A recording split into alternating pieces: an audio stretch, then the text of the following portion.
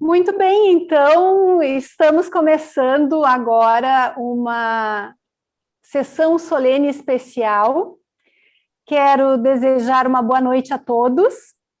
A noite de hoje tem um significado muito especial para nós. A sessão solene da Associação Médica de Pelotas tem como palestrante uma mulher que é farol na história da medicina. Pioneira em muitas frentes na medicina, das mais renomadas cirurgiãs da história e referência mundial. A presença da doutora Angelita Rabargama, nesta noite, em meio aos tempos difíceis em que vivemos, é luz.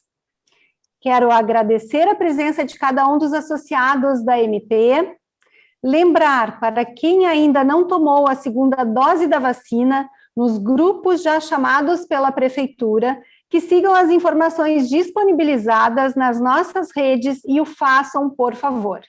A vacina também é luz no horizonte. O ano de 2021 será mais um grande desafio.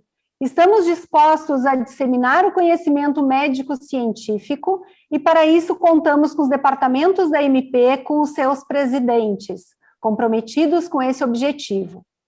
Teremos, ao longo do ano, um calendário de eventos, buscando cada vez mais a multidisciplinaridade entre as especialidades. Também envolveremos os mais jovens, incentivando a participação das ligas. Informo que estamos retransmitindo o Zoom pela página do nosso site e Facebook da Associação Médica de Pelotas. Para apresentar a nossa ilustre convidada, convido a nossa diretora científica da MP, doutora Maria Cristina Gonzalez, que viabilizou a presença da nossa convidada para fazer as honras e apresentá-la. Cris? Boa noite a todos. Para mim é uma grande honra e satisfação poder contar com a presença da doutora Angelita. Nós sabemos que dia 8 de março foi comemorado o Dia Internacional da Mulher, e por isso, para dar início às atividades científicas da nossa Associação Médica de Pelotas, nós escolhemos uma mulher que significa um ícone na nossa medicina brasileira. Decididamente, essa apresentação não cabe em um breve currículo. A história da mulher que se tornou referência mundial em coloproctologia ao desenvolver uma técnica de tratamento do câncer coloretal, transborda títulos, honrarias e pioneirismo. A cirurgiã Angelita Rabargama acumula pelo menos meia centena de prêmios científicos entre honrarias nacionais e internacionais. Seu protagonismo se mescla com a própria história da cirurgia e medicina brasileira. Formada pela Faculdade de Medicina da Universidade de São Paulo, onde também realizou residência em cirurgia, tese de doutorado e de livre docência, e é professora titular emérita de cirurgia. Ela criou a primeira disciplina de coloproctologia na Universidade Brasileira da Faculdade de Medicina da USP. Foi chefe do departamento de gastroenterologia dessa mesma faculdade. É membro honorário de várias sociedades científicas ao redor do mundo, entre elas a centenária Sociedade Científica American Surgical Association, onde foi a primeira mulher a receber esse título. Recebeu numerosas homenagens e honrarias e fundou a Abrapresse, Associação Brasileira de Prevenção do Câncer de Intestino, que preside até hoje e desenvolve um trabalho revolucionário. Essa é apenas a ponta do iceberg dessa mulher incrível que temos a honra de receber essa noite. Doutora Angelita Rabargama. Passo a palavra, então, para a doutora Clarice. Doutora Angelita, nós vamos, então, começar com uma entrevista bastante informal. Sinto por não estarmos mais próximos, mas, de qualquer forma, é a forma que hoje a gente tem de estar conversando e eu me sinto muito próxima. E gostaria de saber a respeito da sua trajetória. Além de ser impactante pela grandeza de espaços de conquistas na medicina, nos mostra uma mulher decidida a seguir seus sonhos, doutora Angelita. Nos fale sobre a semente do desejo por essa profissão, a medicina? Interessante essa pergunta, viu? Porque há muitos médicos que têm um desejo desde pequenos. O meu grande pontos, desapontar, desabrochar, para realmente saber que eu gostava de medicina, foi quando a primeira vez eu entrei no centro cirúrgico. Eu não havia pensado em entrar na medicina, mas por circunstâncias, oportunidade, por um grupo de colegas muito amigas, estudiosas, porque uma característica que eu sempre tive foi de gostar de estudar. E as minhas amigas também gostavam muito. E elas tinham na sua ascendência médicos e se encaminharam para a medicina. E eu fui, como digo, no bolo. Aliás, eu não sabia bem o que era ser médica, mas eu sabia que eu poderia ser uma boa profissional em saúde, sabia que eu poderia ser uma boa profissional, eu poderia ser uma juíza, e, sobretudo, em ensino, porque eu sempre gostei de ensinar. Eu, quando estava no ginásio, eu dava aula no grupo escolar, e assim por diante, fui dando aula sempre. Ensinar, para mim, um estado de alma. Eu estou, qualquer atividade que eu estou fazendo, eu estou procurando transmitir, às vezes, mesmo coisas que eu não sei direito. Eu vou transmitindo, eu vou de embrulho, vou falando, vou ensinando. Então, entrar na faculdade de medicina, para mim, não foi uma vocação natural. Eu percebi que foi uma enorme de uma sorte minha ter entrado na medicina. Se hoje me for dado estudar de novo, seguramente eu faria vestibular para a faculdade de medicina. Que maravilha.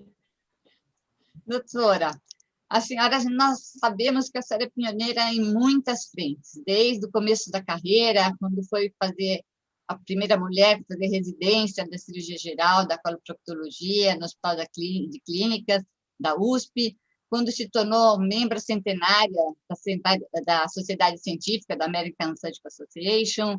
Eu gostaria que a senhora nos contasse um pouco como foram os bastidores dessas conquistas ao longo desse caminho, que a senhora foi driblando esses nãos que a senhora encontrou pela frente.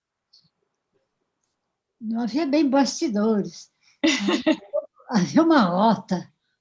Havia uma rota, e já que eu estava estudando faculdade de medicina, na faculdade eu desfrutei a faculdade.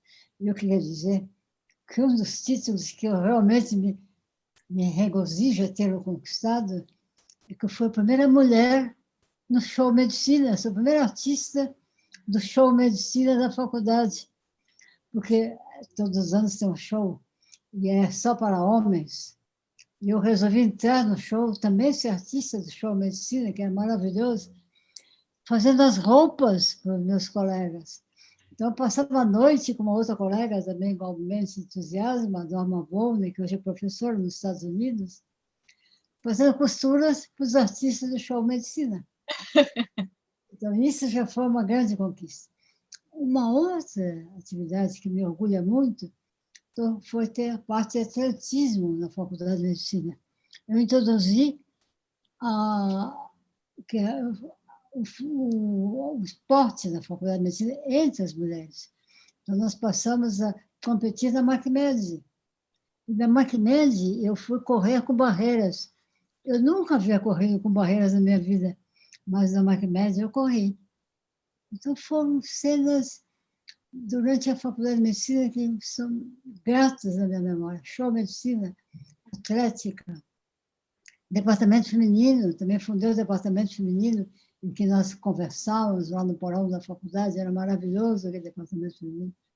Há pouco tempo eu tive uma homenagem das meninas acadêmicas atuais, e eu representando o departamento de meninas, representando as meninas da Faculdade de Medicina.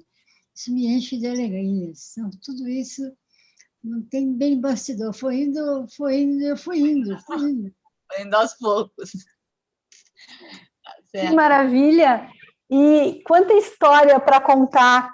E entre todos estes desafios, doutora Angelita, e preconceitos que a senhora enfrentou ao longo de todos estes anos, qual a senhora considera o seu maior desafio vencido na vida profissional? Ou como a senhora mesmo diz, qual foi o não mais difícil de se tornar um sim? Eu acho que foi, na realidade, quando eu quis terminar, no 6º ano, quis fazer residência de cirurgia. Naquela época eram poucas vagas, 8 vagas apenas. E as cirurgias estavam no ápice da glória. Todos, quase todos queriam ser cirurgiões. Então, para mim, esse foi um desafio. Quando eu fui me inscrever para a cirurgia, o chefe da residência falou: Angelita, você é tão boa aluna, por que você não vai fazer cardiologia? Porque você sempre estudou cardiologia com pessoas de cor, você já ganharam um prêmio em congresso fazendo estudos em cardiologia. Você é boa clínica, vai fazer gasto, vai fazer cardiologia. Eu falei, não. Eu entrei numa sala de operação e o residente que estava me ajudando numa operação falou, fecha a barriga. Me deu o porta-agulha e eu fui costurar o abdômen. Ele disse para mim, oh, você leva jeito.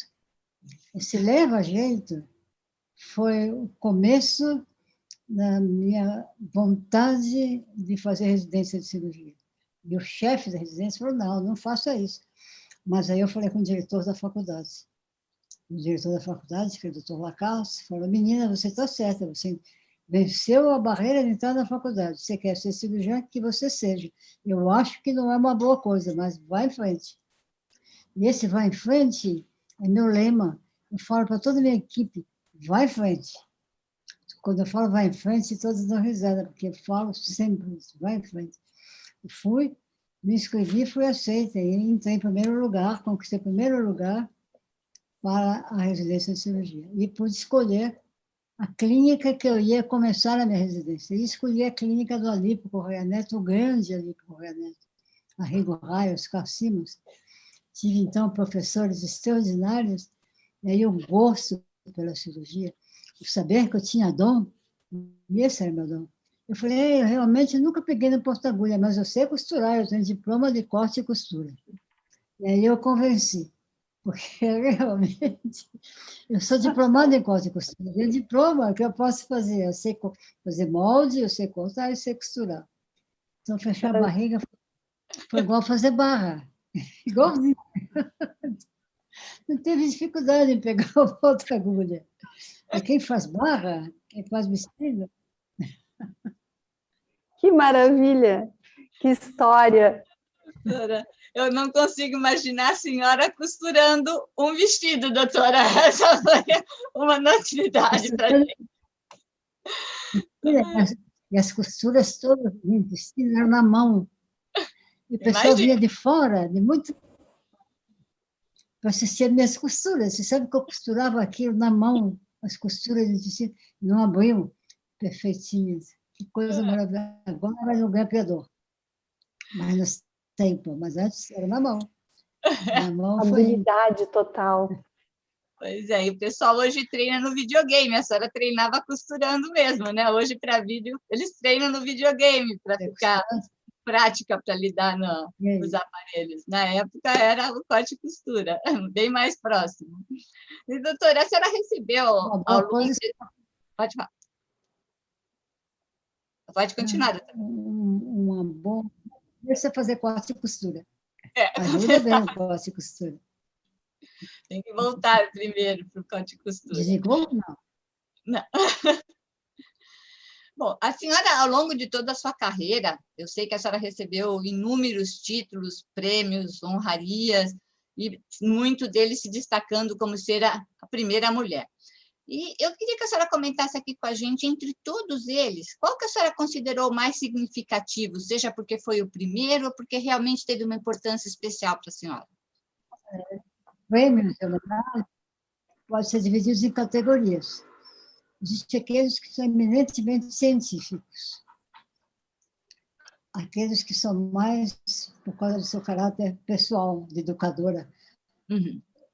Esse é um prêmio fantástico, eu ganhei do CIE, o prêmio da educação, fenomenal. Esse prêmio, aliás, eu conservo na minha mesa, porque educação, eu acho que medicina é uma carreira maravilhosa, porque permite você ser profissional, tratar o enfermo E, ao mesmo tempo, além de aprender, você está ensinando, está sempre ensinando, você pode aprender e ensinar, e exercer. Então, medicina congrega essas 3 atividades. E cada prêmio que eu recebi foi de um aspecto, uns eminentemente científicos pelos trabalhos publicados, maravilhosos, outros pela educação, e outros profissionalizantes, pelo fato de ter trabalhado, ter conquistado uma imensidão de clientes, porque a gente foi ter criado centros de estudo. Nós criamos vários centros de estudo. Um deles, além das escolas clínicas, que sempre esteve ali, nós saímos para criar na Beneficência um centro de estudos que é maravilhoso. E você é o exemplo digno disso. Estagiou conosco, fez conosco, cresceu conosco e hoje é chefe, professora. É responsável por um monte de coisas. Responsável por sessões. Então, realmente, isso tudo enche a vida de satisfação e orgulho. A gente não tem um prêmio, a gente tem uma distribuição dos prêmios por categorias. E realmente eu tenho muitos prêmios, mas a gente valoriza todos, um por um, porque a gente sabe que esses prêmios dessa sociedade, se for membro honorário, e quase todas são membros honorários de quase todas as sociedades médicas importantes do mundo. E você receber homenagem, esse título de membro honorário, isso não é feito assim a esmo, é feito por uma consulta pelas associações científicas de diversos países, pelas faculdades de medicina, pelos hospitais, é feita uma avaliação no mundo. E eles conferem esses títulos de honorário da sociedade americana, da sociedade europeia, da sociedade asiática, de todas as sociedades sul-americanas e do Brasil. Eles conferem isso com um grande critério fechado. Então, cada prêmio, cada homenagem dessa, para mim, teve um simbolismo fantástico. Falei, opa, estou trabalhando. Minha vida é pesada, mas é muito divertida e é reconhecida. É isso que eu tive a grande oportunidade na vida, a grande sorte. Está certo? E Descartes falou, a sorte privilegia as mentes bem formadas, as mentes abertas. É isso, a sorte privilegia estes. Mas não é bem assim. Na vida existe a oportunidade, a sorte, a chance. Você pode ser muito bom no que você faz, mas você não é reconhecido. Falta de sorte? Não, por falta de oportunidades. Para ser reconhecido à altura daquilo que você merece. E há tantos aqui no Brasil que poderiam ser como eu, reconhecidos, e que não chegaram a tanto por falta dessa oportunidade. Mas eu acho que não sei se vocês estão escutando, porque a tendência é falar. Não, nós estamos escutando sim, mas eu acho que essa coisa é muito modesta, não é sorte só, não. Tem toda a sua capacidade de tudo que a senhora conquistou. Tenho certeza que a sorte foi o menor fator que influenciou cada um dessas suas conquistas, doutora. Conhecendo a senhora, eu sei que sorte não é bem a palavra. E aproveitando o gancho, doutora Angelita, a gente tem lá numa entrevista que a senhora deu à revista Veja, quando a senhora diz, quando se ensina, se aprende. Como referência para diferentes gerações, qual é o seu conceito sobre aprender e sobre ensinar? Aprender e ensinar. Eu acho que as coisas estão embarcadas.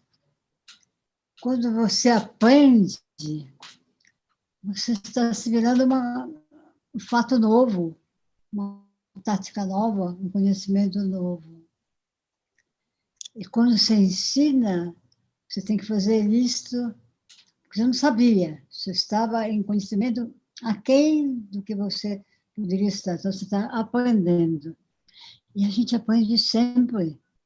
Nesse ponto que eu estou, Quando eu vou a uma reunião científica, eu vou a um congresso, quando eu leio um livro científico ou um livro de literatura, eu estou aprendendo coisas novas, coisas que diferem dos meus pensamentos, que não havia entrado ainda na minha cabeça.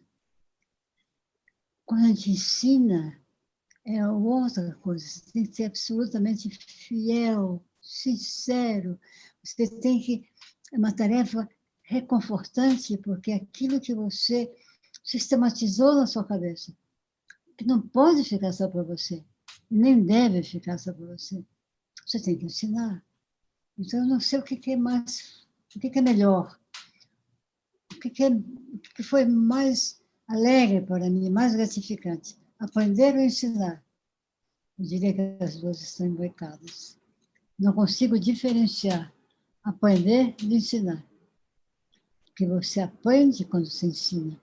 Quando você dá aula para aluno, é a aula mais difícil que eu acho. O aluno tem mente aberta, não sabe nada. Ele faz perguntas que você não pensou antes. Então, para dar uma aula para o aluno, você tem que ir para a aula absolutamente preparada, porque é mais difícil, muitas vezes, do que dar uma aula para seus colegas especialistas, que te entendem, que compreendem. Então, você tem que transmitir com fidelidade, com sinceridade e de uma maneira simples que eles possam entender. Então, eu acho que aprender e aprender a ensinar são duas coisas na nossa arte da medicina que estão imbricadas. Quando a gente está operando, tem sempre um mais novo. E esse mais novo está aprendendo. E eles fazem perguntas. Você tem que ensinar. Você se depara, muitas vezes, com perguntas tão profundas que você tem que parar para pensar. Então, o convívio com os jovens, convívio com o aluno, com os residentes, te faz crescer. Então, o profissional para na vida quando ele para de estudar e quando ele para de ter a oportunidade de ensinar. Porque não estuda tanto, porque não vai transmitir para ninguém. Ele acaba assistindo um jogo de futebol, que tem muito mérito. Tem muito mérito assistir. Eu também gosto de assistir futebol.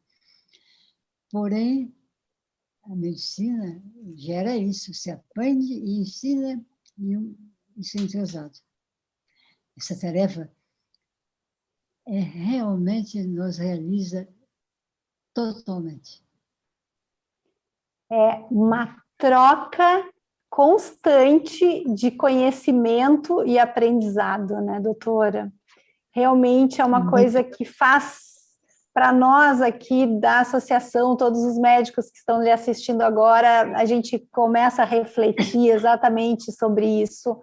E sim, todo mundo acaba um dia recebendo e passando isso adiante, porque senão não faz muito sentido.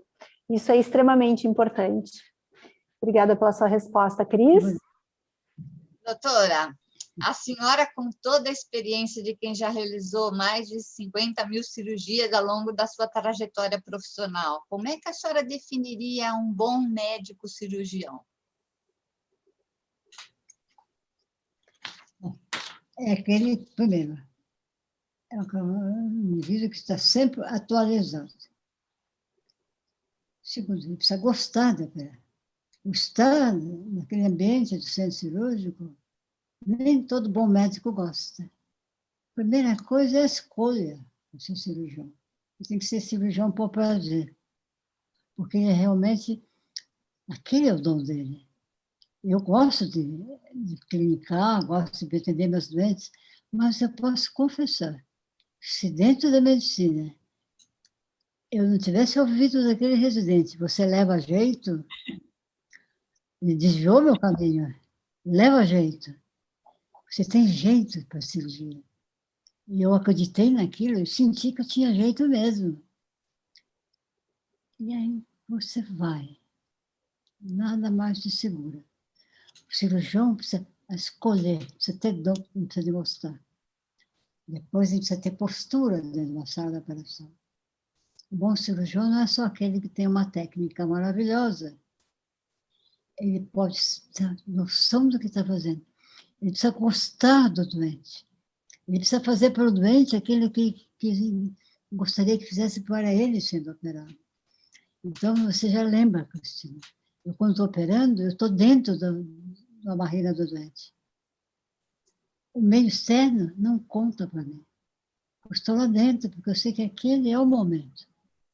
A gente tem que gostar do doente, tem que gostar do que faz, e tem que ter amor ao doente.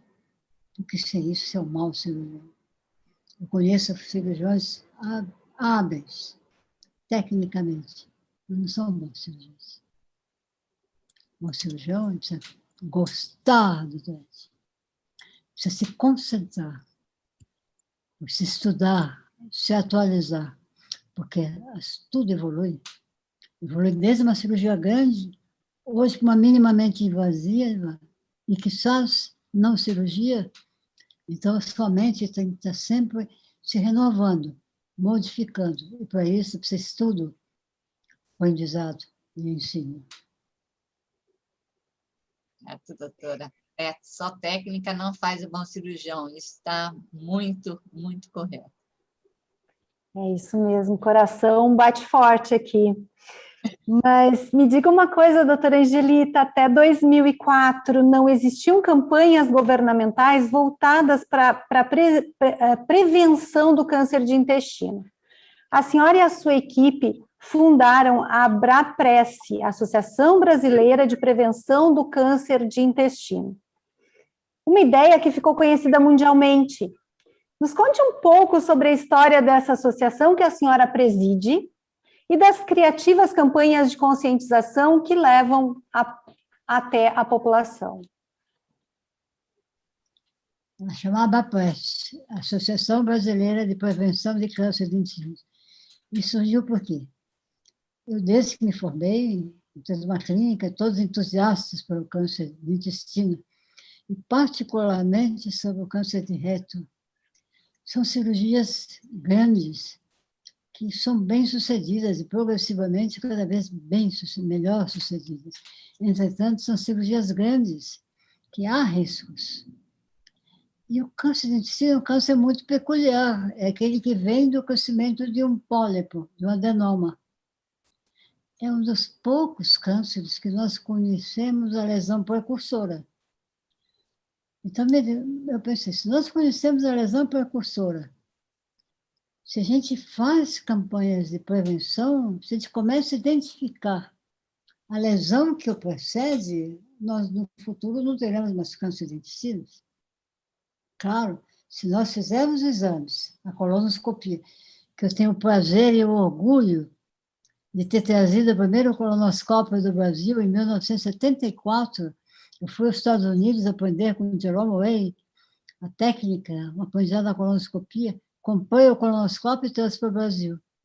E desde então ficou na minha cabeça, a colonoscopia, retirada de polípos em crianças. Eu ganhei um prêmio do ministro da Saúde, tirando polípos em crianças que iam ser operadas por um polípo grande que sangrava. Primeira vez que nós tiramos esse polípo por dentro do colonoscópio, o Gama estava comigo, porque nós tínhamos trazido o colonoscópio. Eu estava com o tubo. Eu dizia, Gama, tira esse polipo ou não? Nós vamos matar essa criança, eu acho. Se eu tirar, acho que vai sangrar. Nós vamos ter que operar essa criança hoje à noite, e vai sangrar. Era um polipo enorme que sangrava.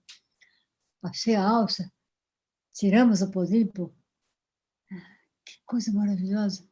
A colonoscopia, a polipectomia, e daí surgiu a ABRAPRESS, porque prevenir, nós temos que tirar os polípos, a mesma coisa. Tirando, você evita o câncer de intestino, que exige uma operação enorme, sujeita a riscos. E se for do reto, então, uma operação que tem disfunções sexuais, disfunções urinárias, além do risco de colostomias temporárias ou definitivas. Então, são operações que comprometem a qualidade de vida dos doentes. Então, surgiu a ABRAPRESS para que a gente pudesse divulgar no Brasil espalhar pelo mundo a ideia de que prevenir é melhor que remediar. Manter essa ideia, prevenir é melhor que tratar. Se a gente tira um pólipo, nós prevenimos um câncer do futuro. Eu acho que isso é maravilhoso. A Abrapress foi uma das atividades que me encheu a vida de orgulho. E hoje, nós estamos vendo, nós fomos recentemente tratar com o prefeito Mário Covas, recentemente, ele nos lá recebeu para tratar de prevenção, além de câncer de intestinos, também de câncer de estômago. Fomos lá tratar disso, prevenção de câncer de aparelho digestivo, porque isso é facilmente prevenível. Por que continuar fazendo uma gastrectomia com todas as complicações? Se nós podemos fazer uma endoscopia, podemos ensinar a população que precisa fazer endoscopia, precisa divulgar. Outro dia eu recebi um telefonema de uma doente do Nordeste, do Norte, bem do Norte. Doutora, estou telefonando para lhe dizer muito obrigada. Eu falei, por quê? Pela Abrapress. Porque eu estava sangrando, fui no médico, o médico não pediu colonoscopia. Aí eu disse a ele, eu escutei uma aula da doutora Angelita falando que colonoscopia depois dos 40, 45 anos é imperativo. Eu estou sangrando, pode ser que eu tenha um câncer. Doutor, eu tinha um câncer. Eu fiz colonoscopia, falei com o médico que eu fiz sua aula, ele pediu a colonoscopia, tinha um câncer de colo. Fui operada, estou ótima. Então, o mundo precisa saber que prevenir é melhor que tratar. E aí vem a Abrapress, que é bem sucedida e que se espalha. Mas tudo que a gente faz na vida é assim. Schopenhauer já dizia que tudo na vida, quando a gente fala, aparece, primeiro é ridicularizada. Depois ela é assimilada. Depois ela é incorporada e todo mundo considera que já tinha feito antes. Então, as ideias são assim. A gente tem que, costumo dizer, a gente tem que jogar a bola na quadra e cada um que marca o seu gol. Você tem que ir dando suas ideias e cada um que vai aproveitando e vai marcando o seu gol. Então, prevenção é isso. E todo mundo está fazendo prevenção. Nós temos visitado centros no Brasil excelentes, de profissionais que fazem, no meio em que vivem, não precisa ser para o Brasil inteiro, mas no círculo que a gente vive, no meio que nós estamos tratando como médicos, os ginecologistas estão pedindo colonoscopia, os traumatologistas, todos estão pedindo. Você veja que profissionais neurologistas já sabem que precisa pedir colonoscopia para os doentes deles. Então, isso foi uma obra que começou em 2004, e hoje nós estamos em 2011. Demora. 2021. Na época, nós estamos em 2021, o ministro da Saúde, Temporão, naquela época, veio no dia que nós começamos a Abrapress. Nós tivemos o apoio do ministro da Saúde, que foi o Temporão. Foi um excelente apoio. E, coincidentemente, na mesa de abertura, estava a mãe do Maluf, porque naquela época o nosso governador era o Maluf. E eu convidei a mãe dele para essa cerimônia. A mãe dele ficou minha amigona. Eu posso dizer para vocês que ela me mandava quibe e esfirra durante os tempos que ela estava viva. A Maria Maluf. Doutora, continuando, então, o nosso bate-papo aqui. Mais uma curiosidade, aquele quibe esfirra da mãe do governador Maluf era realmente tudo aquilo de bom que sempre ele falou? Não tinha a esfirra da dona Maria Maluf. Dona Maria Maluf, é isso mesmo, eu me lembro. Nós temos uma cliente muito boa que nós estamos tratando atualmente, que é libanesa, que tem nos mandado esfirras, que ela faz também deliciosas, competindo com as da Maria Maluf. Eu falo amizade com a Maria Maluf. Nós íamos ao Guarujá, nos dias de folga, no fim de semana, nós jantávamos na casa da Maria Maluf. E comíamos isso.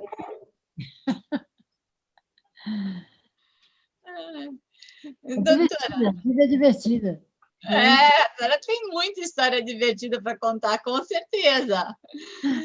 Agora, eu vou contar uma história divertida aqui. Eu sei que a senhora fez uma declaração na imprensa, e quem já teve o prazer de operar com a senhora sabe que é verdade, que a senhora gosta de usar esmalte escuro embaixo na unha para que todo mundo veja que na cirurgia tem uma mulher operando. E nós, como suas residentes mulheres, nós morríamos de inveja, porque a senhora saía do bloco cirúrgico absolutamente elegante, cabelo impecável, né? Nunca deixando a gente esquecer que tem que trabalhar como homem, mas tem que se portar como mulher. Né? Então, e outro detalhe, né, que eu comentei até com as meninas, que o que hoje a gente conhece como cor off-white, para nós sempre foi a cor da doutora Angelita, que a senhora sempre usou off-white. Então, quando falam off-white, eu falei, não, isso é cor da doutora, né? Não vem inventando nome para uma coisa que já existe. Mas eu queria que a senhora contasse, dentro desses desafios todos que a senhora passou, onde é que a senhora, quais que são, a senhora enxerga ainda que são os nossos principais desafios femininos dentro da medicina?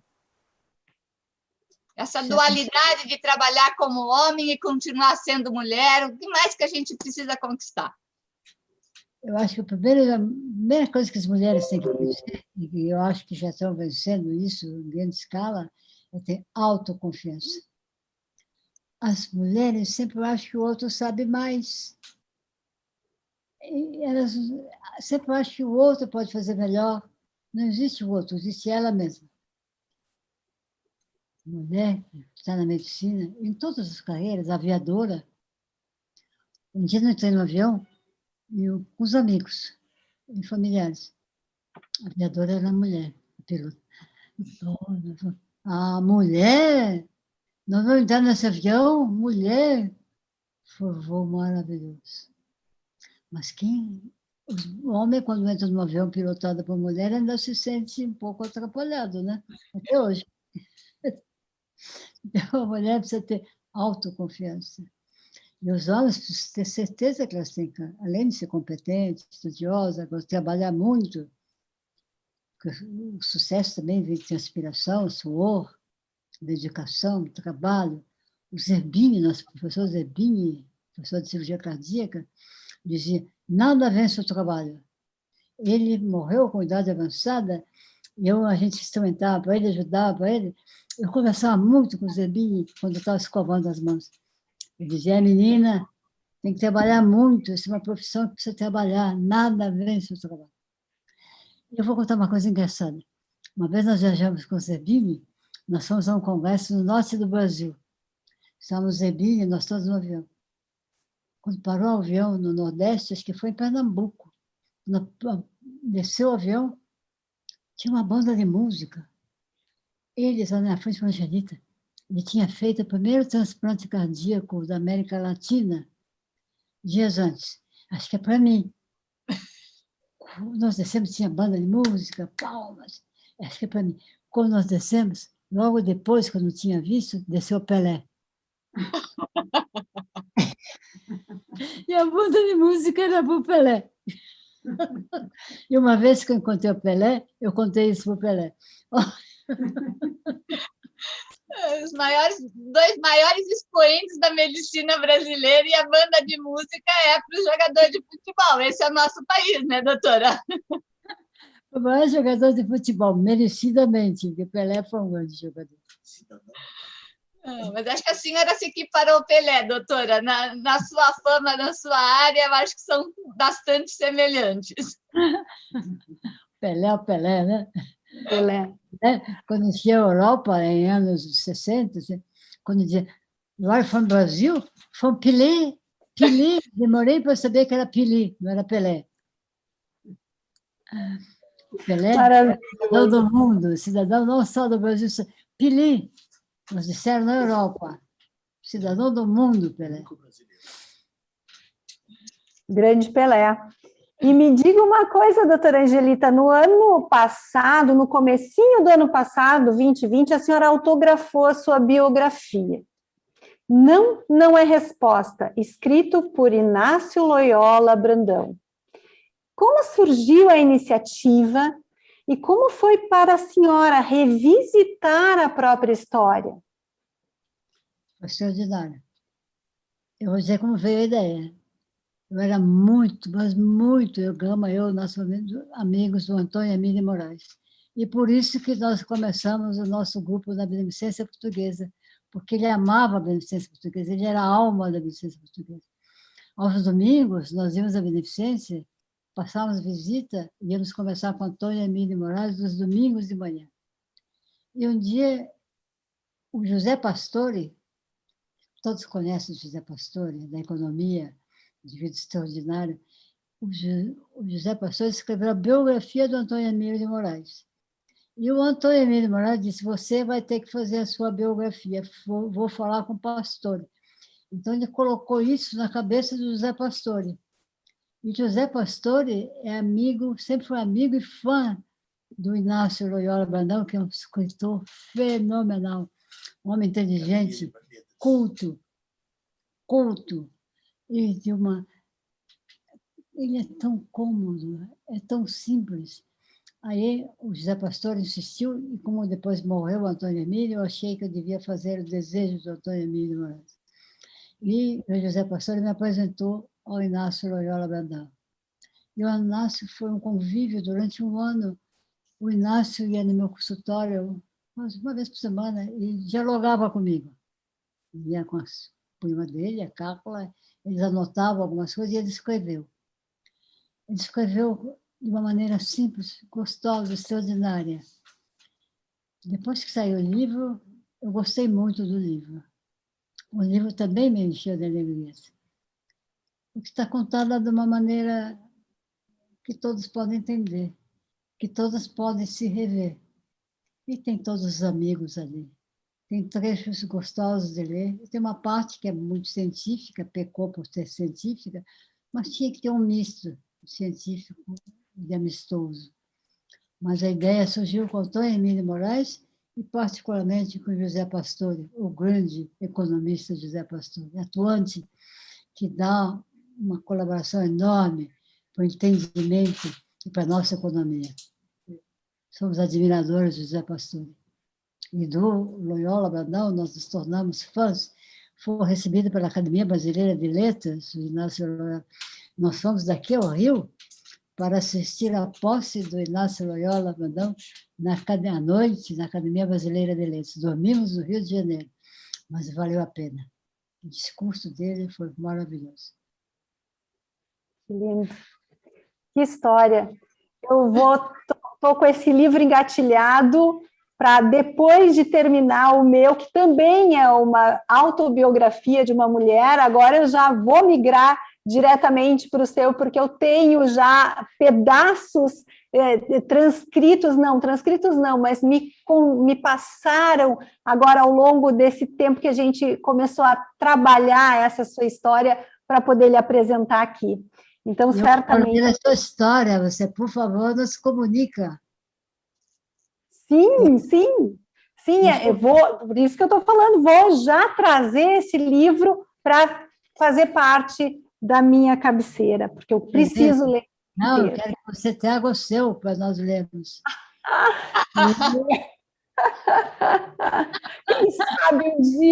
Quem sabe um dia.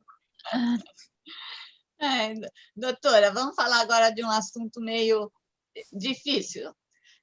Nós estamos vivendo o momento mais desafiador da pandemia, né? Nós achávamos que já tivéssemos passado por ele, mas, infelizmente, nós estamos cada vez alcançando o pico. E a senhora foi diagnosticada, né? Foi uma das primeiras, o ano passado, em março, aliás, dia 18, agora vai completar um ano, por isso que eu gostaria que a senhora celebrasse a sua vida dia 18, com o presente que nós nos demos. E quando São Paulo estava começando, né? Eram 240 casos, hoje em dia são 270 mil mortes. Como é que foi vencer essa doença tão desafiadora e o que a senhora guardou de reflexão sobre a pandemia, doutora? Peguei essa doença em Jerusalém, final de fevereiro, dia 28 de fevereiro, fui ao Congresso de Jerusalém, fui fazer uma palestra. Havia muitos chineses, coreanos, não se falava muito sobre o Covid, e eu, numa boa lá, em chegando aqui, depois que nós lançamos o livro, no dia 8 de março do ano passado, 2 dias depois eu estava com muita dor no corpo, me senti mal, fui para o hospital alemão Oswaldo Cruz, aí testou positivo, aí eu comecei a ter falta de ar, e foi de imediato traqueostomia, intubação. Todos conhecem os meus dias de UTI, 50 dias de UTI entubada.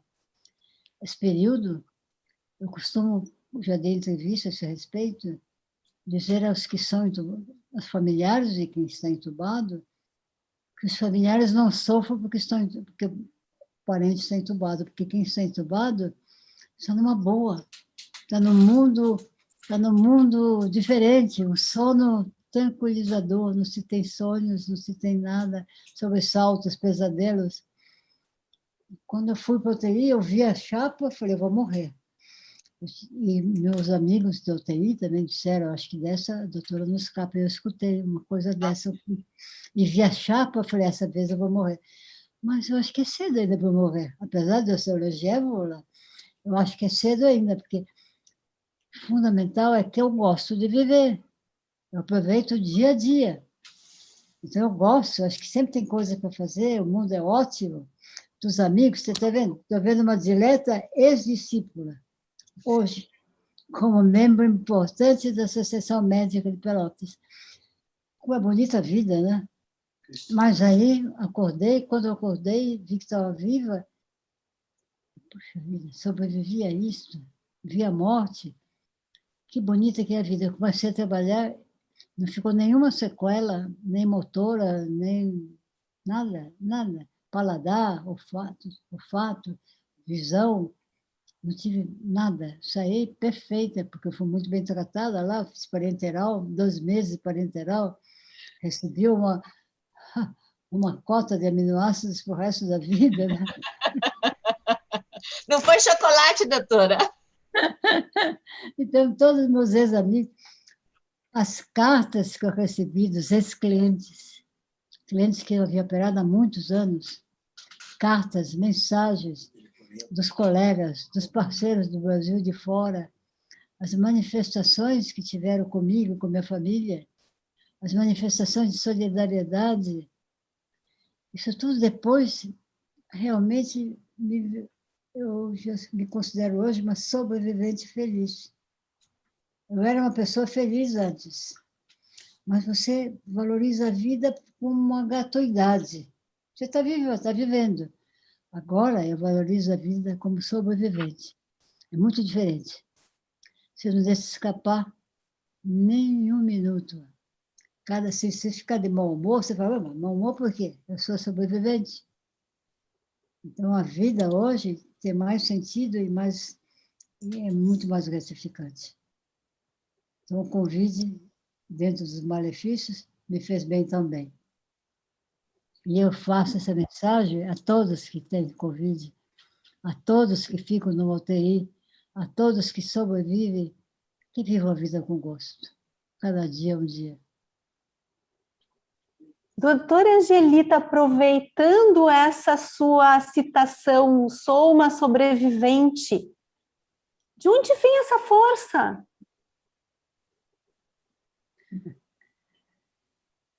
Sei. É uma coisa que todo mundo me pergunta, de onde vem essa força? Algo na vida, você já nasce com força. Eu já nasci, eu tenho fotografia quando eu era pequena. Você quer pegar uma foto para mim? Estou segurando uma bolsinha, estou puxando uma bolsinha. A bolsinha era minha, não era da minha irmã. Eu pego a bolsa e seguro, saio na foto. Eu, desde pequena, tenho uma energia. Então, já vem. Uma foto da ilha de Marajó. Eu com os búfalos. Eu tomei leite de búfalo. A maioria das pessoas toma leite de vaca. Uma dica, leite de búfalo, não de vaca. Eu tomei leite de búfalo. Tomei leite de búfalo. Então, eu tomei leite de búfalo, mas eu, desde pequena, minha mãe e meu pai desistiram de me dizer não. Porque sabiam quando eu dizia não, eu ia dialogar. E eu acabava ganhando. Agora, o nome do meu livro, isso eu queria deixar bem claro, chama Não.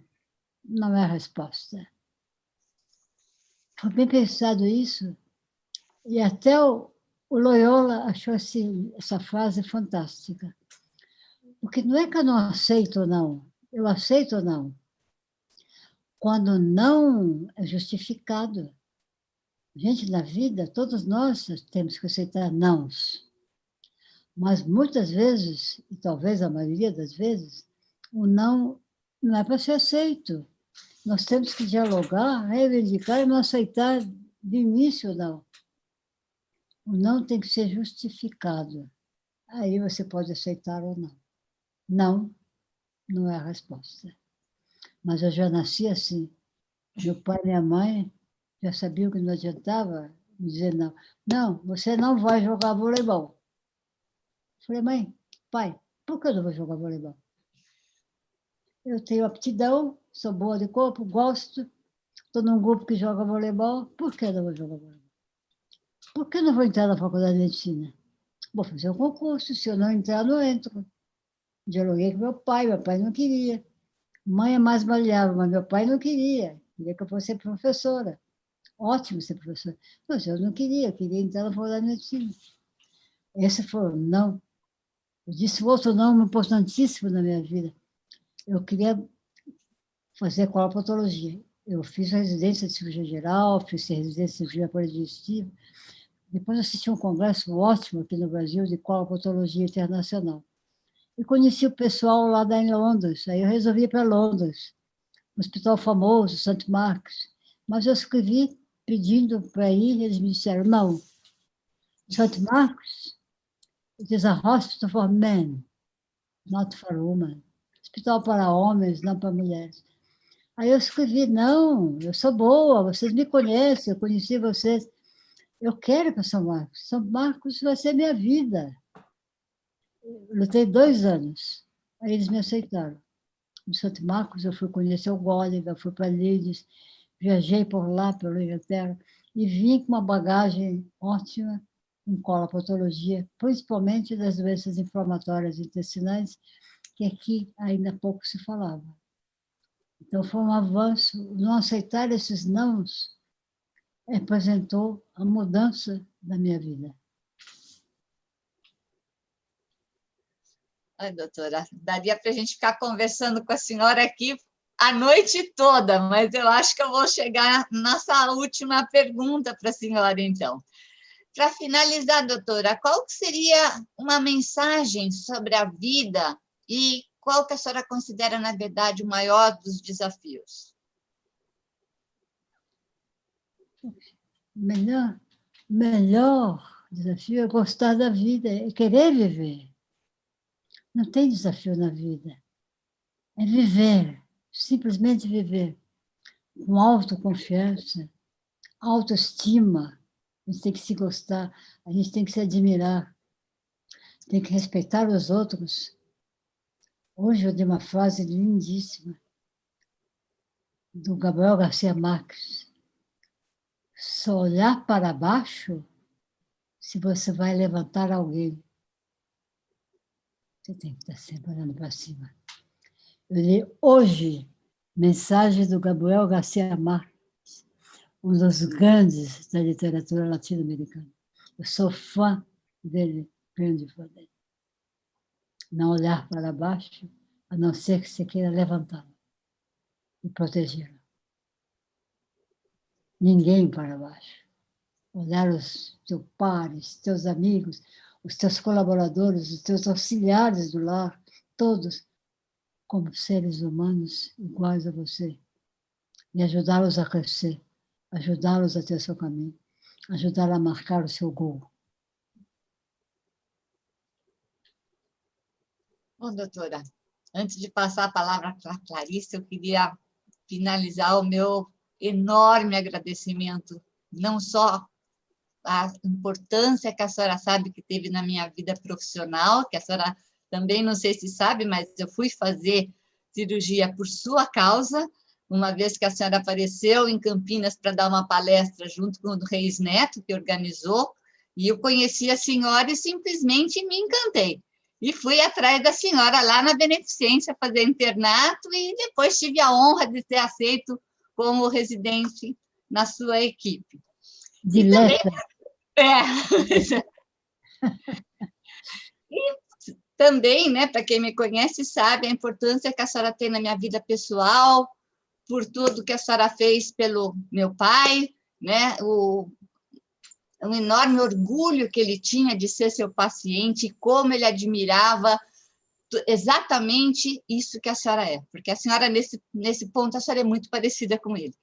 Então, eu queria, mais uma vez, deixar público o meu agradecimento, né, por tudo que a senhora fez por mim, profissional, por mim, filha, e que não tenho palavras para lhe agradecer todos os ensinamentos que eu tive com a senhora. Não só como ser médica, mas como tratar um paciente, como me portar, né? Então, são inúmeros ensinamentos que eu só tenho que deixar público o meu agradecimento, e principalmente por a senhora ter aceito de dividir seu tempo tão difícil, dividir uma hora da sua vida aqui conosco, nos abrilhantando com essas suas histórias. Então, muito obrigada. Eu que agradeço a vocês, foi enorme para você. Essa hora valeu para muitas outras. Essa hora que eu estive com vocês, realmente me encheu de alegria e de orgulho de estar com vocês. Doutora Angelita, eu quero também agradecer em meu nome, em nome da Associação Médica de Pelotas, pelo tempo que a senhora disponibilizou para brilhantar a nossa associação, para dar esse recado tão importante. Sim, queria muito assim passar alguns recadinhos que essas pessoas que estão junto conosco, estão lhe assistindo, se a senhora me permitir. Claro.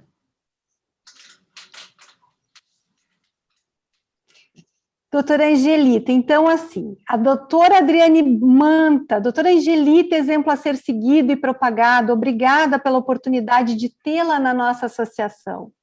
Doutor Gerson Junqueira é presidente da Associação Médica do Rio Grande do Sul. A Associação Médica do Rio Grande do Sul saúda a doutora Angelita Gama, a MP e a todas as mulheres pela passagem do Dia da Mulher.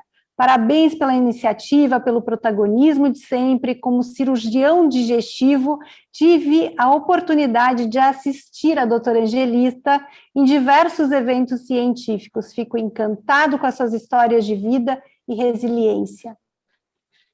Ingrid Santana, ex-presidente da Associação de Otorrino, Gaúcha de Otorrino, parabéns, emocionante, muita sabedoria. Dr. José Augusto Crespo Ribeiro, parabéns à associação e a demais membros da diretoria pela condução exemplar à frente da MP, graças a esse tipo de conversa magnífica. Doutora Silvia, parabéns à associação por essa convidada pioneira, corajosa, exemplo. Elias Berg, parabéns à doutora Angelita pelo exemplo de vida e carreira. Saudade dos preceptores. Letícia, doutora Letícia, que linda entrevista, muito emocionante. Doutor Nelson Duarte, nosso ex-presidente, brilhante, excelente. Doutora Maria Alice, eu valorizo a vida como uma sobrevivente, lindo, uma excelente pinçada naquilo que a gente precisa realmente pensar. Doutor André Hack, nosso cirurgião aqui local, parabéns à MP pela ideia de convidar a doutora Angelita, momento de puro deleite. Doutora Denise, fantástico. Em nome, doutor Marcelo Brito, em nome da Associação Gaúcha de Coloproctologia, parabenizo a doutora Angelita e a associação pela excelente conversa e aprendizado. Um abraço a todos. Doutor Henrique Saldanha, fantástico, obrigado. Doutora Denise, considerando o momento em que estamos vivendo, ouvir a doutora Angelita foi uma terapia. Obrigada pela oportunidade. E ainda a doutora Maria Cristina Maduel, parabéns à associação pela brilhante ideia e parabéns à doutora Angelita, uma pessoa ímpar. Então, assim, doutora Angelita, só parabéns, só muito obrigada. Não temos palavras que caibam dentro desse nosso agradecimento pela sua disposição. Então, eu quero encerrar esse nosso evento e lhe deixar à vontade para alguma consideração. Não, eu só poderia reiterar, dizer que realmente foi maravilhoso dar essa entrevista. Foi um prazer para mim, e se eu pude colaborar em alguma coisa, em algum sentimento, isso me renova. Realmente é um orgulho para mim ter sido entrevistada e ter participado dessa reunião com vocês. Estarei sempre à disposição. E muito obrigada pela gentileza de vocês, pelo carinho que tiveram, pelo cumprimento do Dia da Mulher. Obrigada para todos vocês. Doutora Clarissa. Pode falar, Bruno. Pode abrir o microfone do doutor Bruno. Eu não escutei a pergunta. Acho que tem alguém querendo falar. O Bruno está querendo falar, Clarissa. Bernard? Tem que abrir da Tânia Elvig o microfone. Tânia Elvig. Só um Você minuto. que é... Está ouvindo agora? Está ouvindo agora, Angelita? Sim. Bruno Helvig. Bruno? Isto. Está me ouvindo? Prazer. Está ouvindo agora, Angelita? Estou vendo melhor agora. Pois então, é uma satisfação nós termos te recebido aqui. Você que é lá do extremo norte, para nós aqui do extremo sul, de Marajó para Lagoa dos Patos. Você deu um show de vivências humanas com a sua sabedoria, que é peculiar. Eu, que lhe conheço já há algum tempo, simplesmente senti novamente as suas ideias, o seu carinho e a sua sabedoria. Um grande abraço, um abraço extensivo ao Gama. O Gama está do meu lado, retribuindo. E o meu também. Foi um prazer enorme te ver e te ouvir. Muito obrigada. O prazer foi todo nosso. Um abração. Vamos fazer uma foto para finalizar esse nosso evento? Pose para a foto. Gabi?